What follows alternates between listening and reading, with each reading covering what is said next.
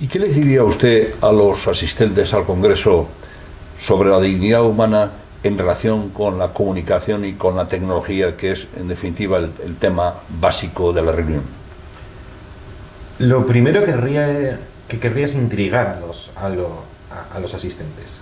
¿Por qué el concepto más revolucionario y transformador del siglo XX, que es la dignidad, no ha tenido todavía un pensador o un escritor que le haga justicia? Al contrario, ha tenido dentro del ámbito teórico y filosófico bastante mala prensa, desde Schopenhauer, que se mofaba del concepto de dignidad esbozado por Kant, hasta últimamente Pinker, que considera que la dignidad, en un artículo conocido, es una estupidez. ¿Por qué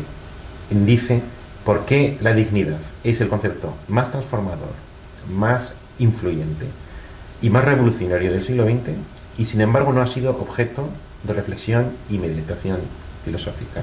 ¿Por qué? Con lo cual, lo primero es invitar a reflexionar con los asistentes sobre la esencia del concepto de dignidad, que todo el mundo presume en el sentido de que lo tiene como a la espalda, sobreentendido, pero que nadie define. Nos vamos a esforzar por definirlo. Y en segundo lugar, aun cuando el concepto de dignidad, como todo concepto de principio, no es directamente aplicable a los sectores especializados, ni a la comunicación, ni a la tecnología, de una manera mecánica, puesto que no se trata de un catecismo, ni tampoco de un manual que pueda ser aplicado a una gran variedad de casos. Sin embargo, una vez que luce el ideal bien definido, sin duda va a arrojar luz a los diferentes sectores.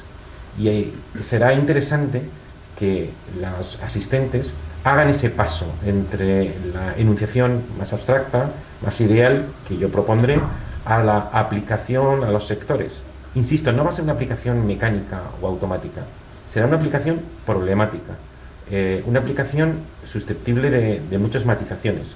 Pero, como ocurre en general con las ideas tienen una vocación de orientación, una orientación de programación, de señalar direcciones, más que ser un manual que resuelve los problemas prácticos.